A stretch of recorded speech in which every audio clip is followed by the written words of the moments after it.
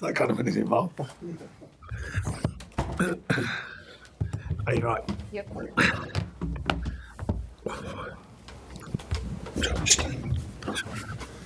Good afternoon, everyone. Welcome to our pre-match press conference. We'll start off with Anton from Sky. Hey, you're not long off the training pitch. One player that wasn't out there today was Neil Maupay. Just wondering if there's an update on this.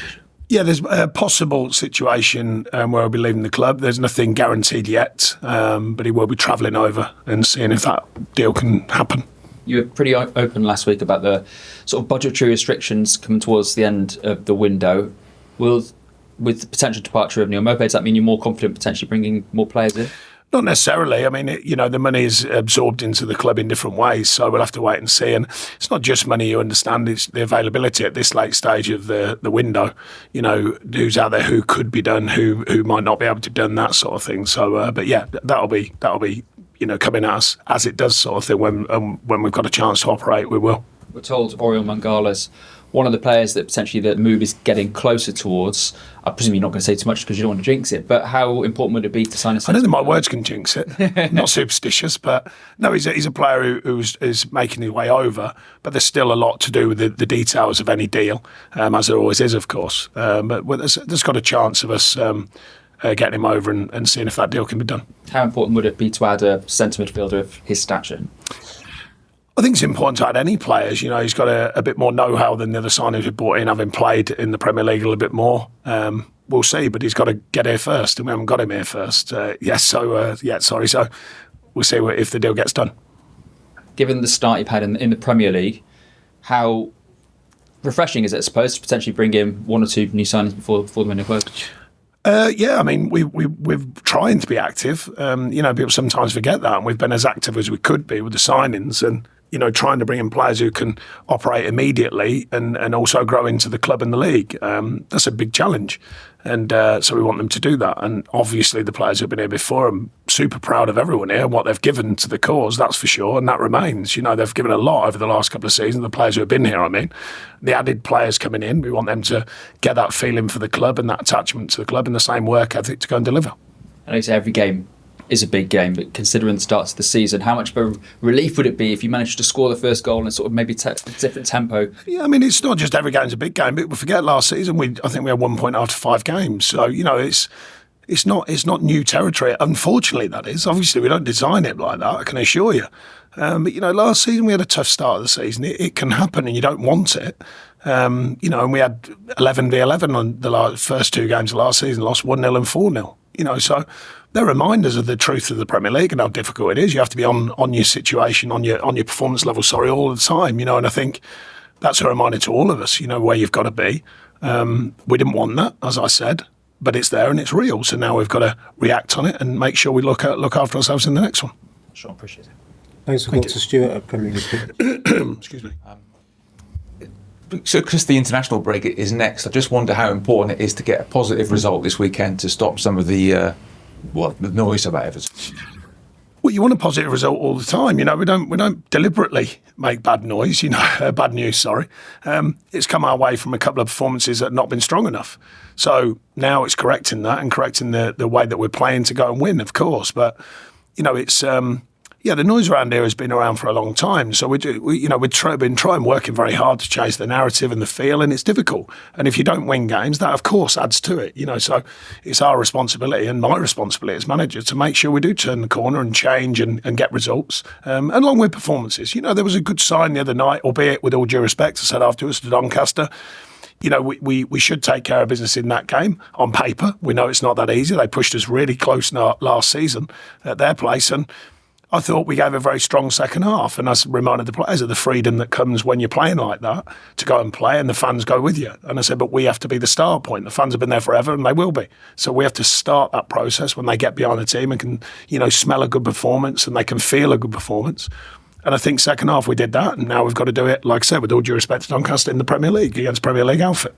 But is it difficult to get the players to play with the freedom that you want when the pressure is... Yeah, of course, but the players here, another thing we've spoken as a group about, they've had some incredibly pressurised situations here in the last 2 years and before I was here. I've been here, 20 months? Even before that. I mean, they've had some incredibly tough times, and I couldn't be more proud of these players. They've been incredible at what they've given, and now we've got to give more. That's just the demand of a footballer, and that should be the demand, by the way.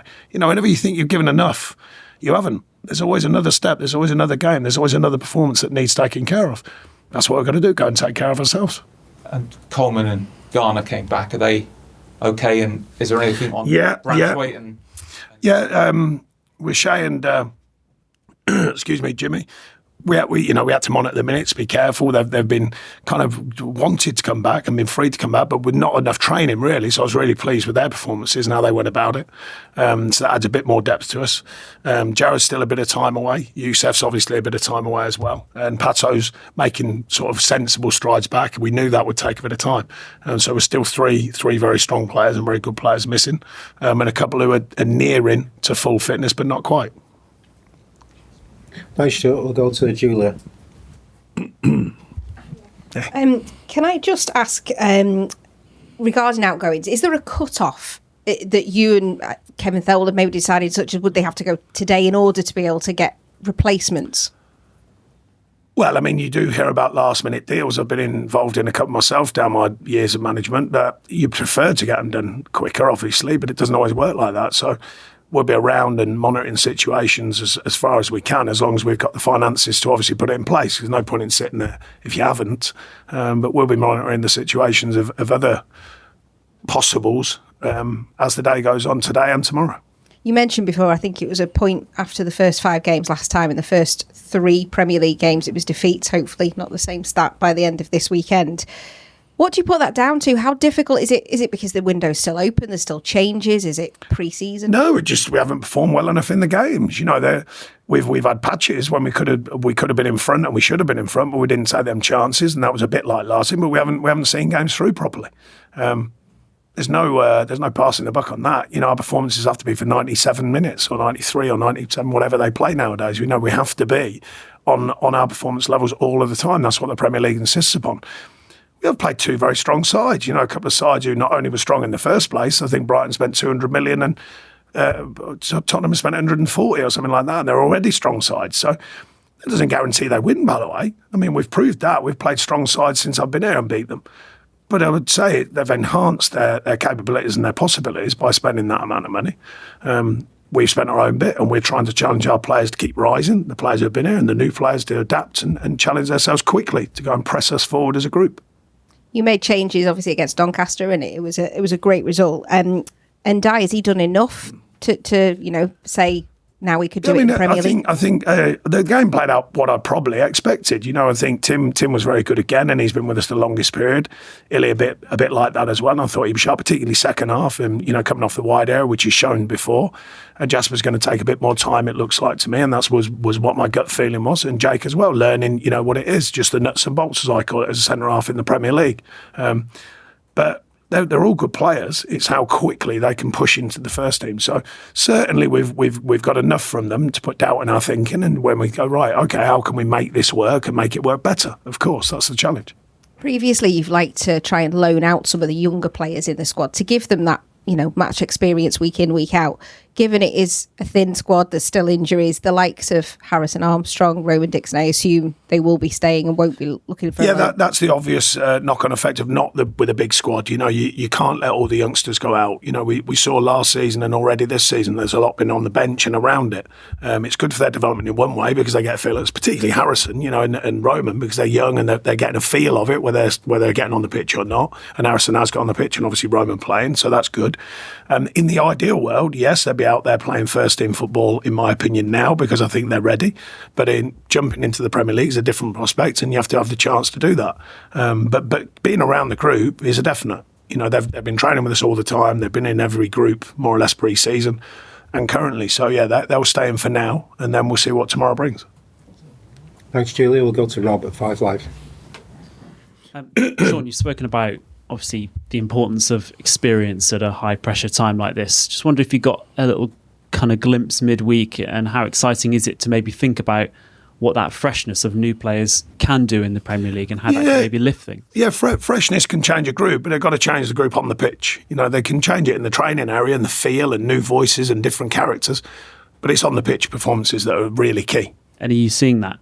in training? I'm already? seeing patches of it, yeah. I'm seeing players who are beginning to get a feel for what it is. You know, these players are good players, as I've suggested, but they're not all necessarily just Premier League ready players. It's a whole different ball game. You know, I've been Premier League manager for what I think is coming up, I think it's 10 years this year, actually. So the one thing I've learned is it's very rare that players literally, you just throw them on the pitch and they just rip it up.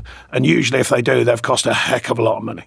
So we've got very good players, I think, and we've got these younger players developing and the new players in who are young in their Premier League age, not in physical age. 23, 24 is a decent age for a footballer. What I mean is in your Premier League learning. And that's no disrespect in the leagues they've come from. It's just a different league. You know, I've spoken to managers from all over the world in my 10 years in the Premier League, and they'll tell you it's very difficult for players to just literally grip the Premier League and get it working straight away, unless they're obviously of a certain ilk and a certain level of the market. Just wanted to ask you about Kieran Trippier, nothing to do with transfers, but just as a player. My favourite, simple as that. Told the world, told him for years. Well, you said it there. I mean, he's retired from international football today. I just wonder, from where he started and where you saw him to where he is now, I couldn't be more proud of him for what he's done. Yeah. You know, he's worked hard at his game. He's looked after himself. He's still a fine player. Fantastic for club and country when called upon. You know, he's one who I think has been a joy to work with, a joy to watch, and I hope he continues doing that. Although not for the international scene, but I'm sure everyone will think he's done very well for England as well as his clubs as well. Thanks, Rob. We'll go to Will.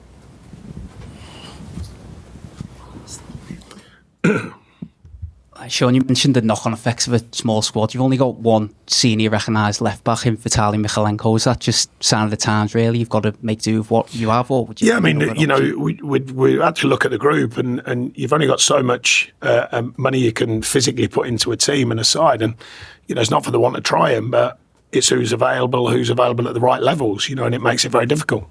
You said last week that any offers you'd have to look at when it comes into Dominic Calvert-Lewin. Well, the club will. I won't. Trust me, I'll be going, please don't offer that. But the club will have to look at it. Have there been any offers for him? Have you held any talks with Dominic about his future? Is the contract still on the table for him, potentially? We're just carrying as we always have done with Dom and all the other players, trying to stay open with our dialogue. That's it.